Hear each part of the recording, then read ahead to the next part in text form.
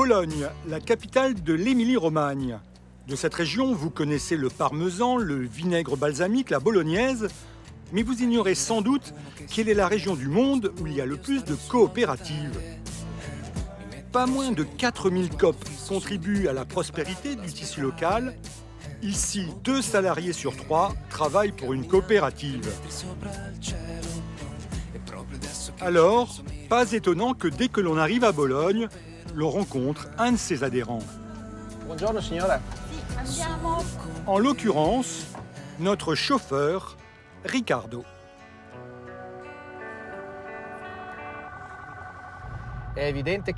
Évidemment, il ne faut pas se méprendre. Il faut bien comprendre que le but n'est pas de redistribuer des capitaux, ni de faire des bénéfices en vue de s'enrichir. Il s'agit avant tout d'améliorer le travail des associés.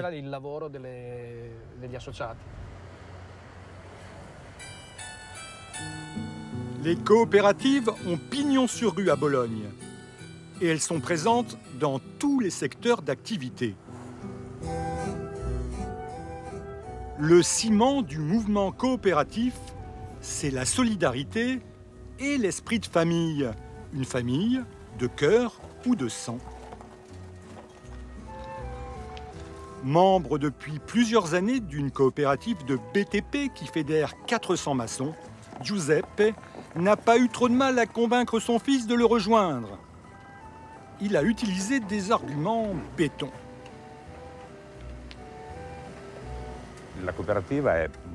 La coopérative, c'est une ambiance de travail spéciale. Tu choisis qui te dirige, tu élis le président, le conseil d'administration qui te guide, et en plus, si tu n'es pas content, tu peux les virer, tu peux faire valoir ton opinion. Ça me donne du travail, mais surtout, ça m'apporte de la dignité. Vas-y, parle, toi. C'est pour ainsi dire comme une famille.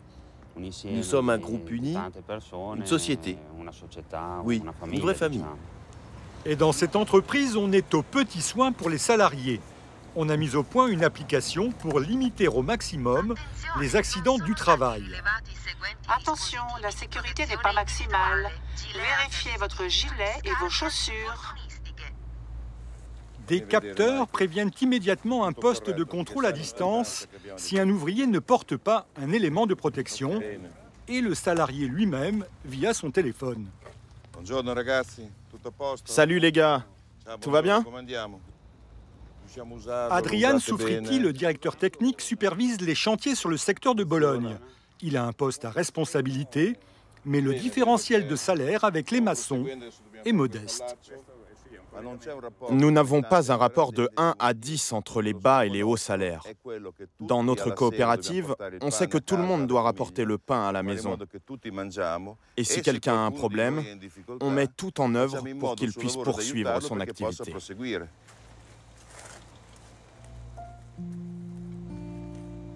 La solidarité et le sens du partage chez les ouvriers, on le retrouve aussi étonnamment chez les scientifiques. Comme au sein de la coopérative Ramazzini, spécialisée dans la recherche sur le cancer. Elle a publié des études remarquées sur les conséquences du plastique sur la santé ou les dangers potentiels de l'aspartame. Depuis 50 ans, elle vit grâce aux cotisations de ses 30 000 membres et à des levées de fonds auprès du grand public. Ici, vous voyez nos stocks. Environ 10 millions d'échantillons d'analyse récoltés de 1970 à nos jours. Vous vous rendez compte du patrimoine que nous avons ici?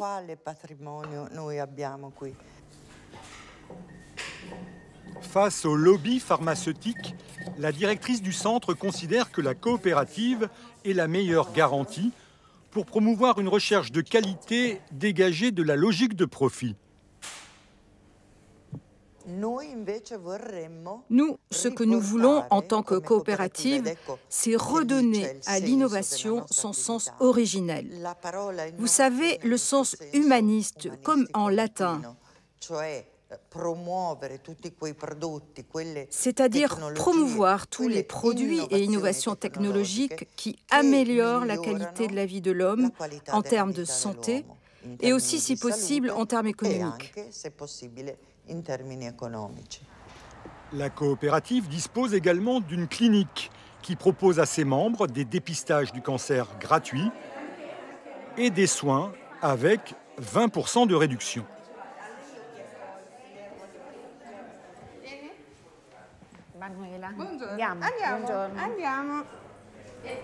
Ici, le patient est pris en charge rapidement, alors que dans les hôpitaux publics, il faut plusieurs mois pour obtenir un rendez-vous. Voilà la radio. Tout va bien. La thyroïde fonctionne normalement. En Émilie-Romagne, si le chômage est 2 fois moins élevé que dans le reste du pays, cela est dû en grande partie aux coopératives.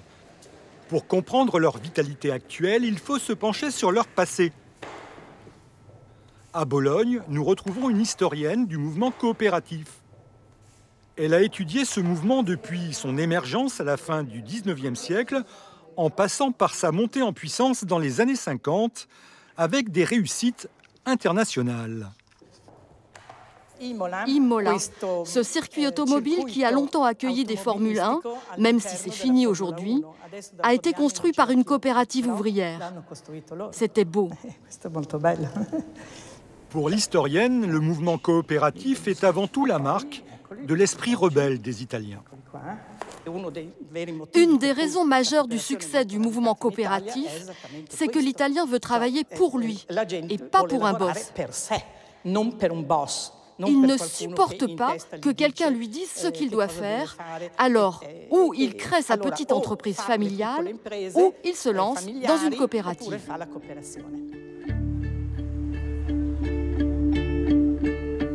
La coopérative, c'est parfois le dernier recours, quand tout a échoué. C'est ce qui est arrivé à l'imprimerie Zanardi, quand il y a 5 ans, elle a été confrontée à un drame. Stefania Zanaletto était présente ce jour-là.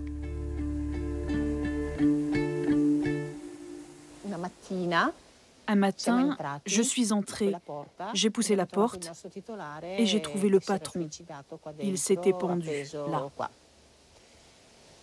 On n'était vraiment pas préparés à ça et on était totalement perdus. Stefania et ses collègues, la plupart âgés de plus de 50 ans, se connaissent bien et forment un groupe soudé. Ensemble, ils cherchent alors un repreneur. Mais très vite, ils se rendent compte que l'entreprise familiale n'intéresse personne. J'ai rencontré un industriel. Il m'a dit, votre entreprise, il y a tellement d'expérience, c'est un véritable trésor. Mais ça ne nous servira à rien. On ne veut pas vous racheter, ce n'est pas rentable. Alors le monde s'est écroulé. Et c'est là que nous avons décidé de fonder la coopérative.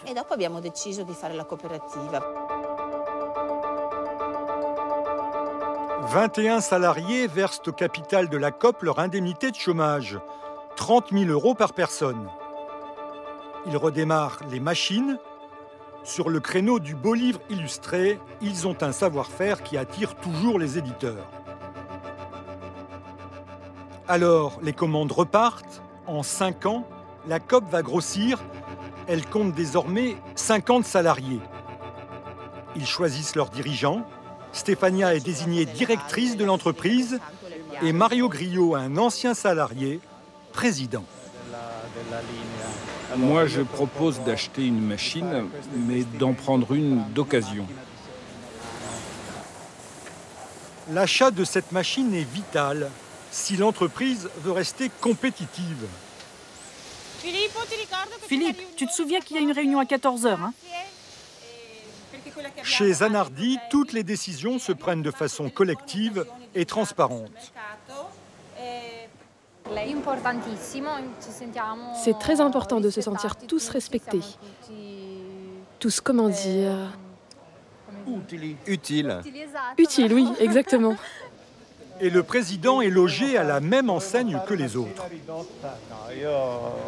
Moi, j'ai un salaire mensuel de 1 000 €. Parce que ça va bien comme ça. Bah oui, c'est bien comme ça. C'est normal, 1 000 € comme les autres.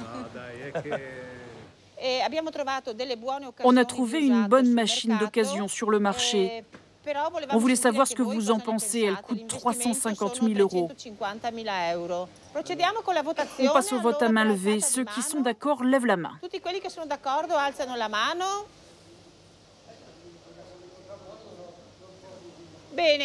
Bien, on est tous d'accord.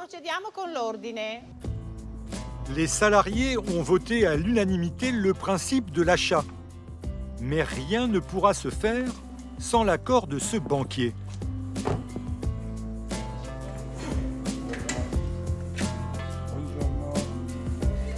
Tout va se décider durant cette réunion. Est-ce que vous avez des perspectives de nouvelles commandes avec cette machine? Cette nouvelle machine va nous faire gagner 2 ou 3 heures de production par jour. Ça représente 25% de gain de productivité pour les salariés concernés.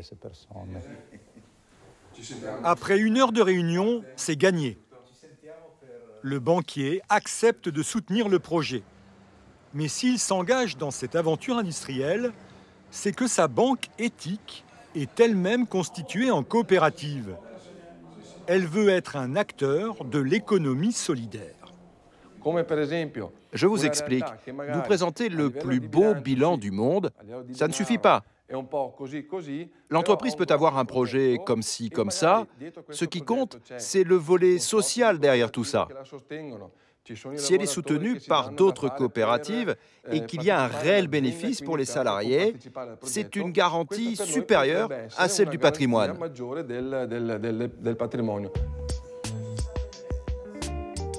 À Bologne, même les jeunes start-upers optent pour le modèle coopératif.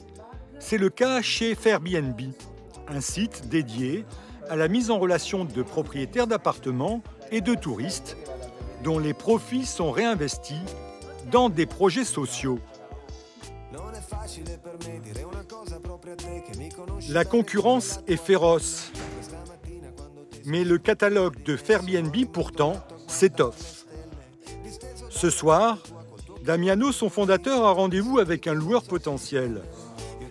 Cet appartement dispose de tout le confort nécessaire pour séduire des touristes. Il sera bientôt proposé sur le site. Notre commission est la même que les autres plateformes, mais nous l'utilisons différemment. La moitié sert à la gestion de la coopérative, l'autre moitié est consacrée à un projet social.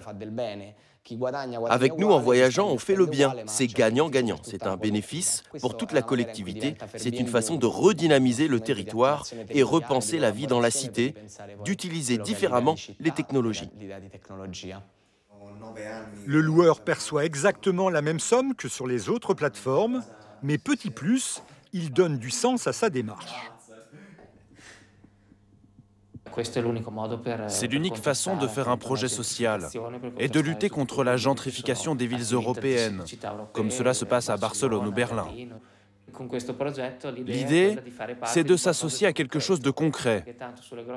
Sur les grosses plateformes, c'est du commerce. Avec ce projet, c'est personnalisé. Tu n'es pas qu'un numéro, tu fais quelque chose pour ton territoire et pour ta ville. Pour cerner l'aspect concret du projet, passons à table. On se la mange, cette pizza, alors? Tu nous l'as fait, cette pizza? Merci. Une partie de l'argent généré par la plateforme a été réinvestie dans cette pizzeria solidaire créée il y a 3 ans. Ici, 1 salarié sur 3 est une personne handicapée. Votre pizzeria, c'est vraiment un exemple de projet que l'on adore. On aime ce que vous faites et comment vous le faites.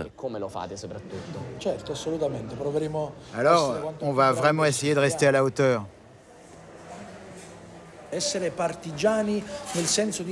Nous sommes des partisans, au sens où nous faisons partie de quelque chose, où nous participons.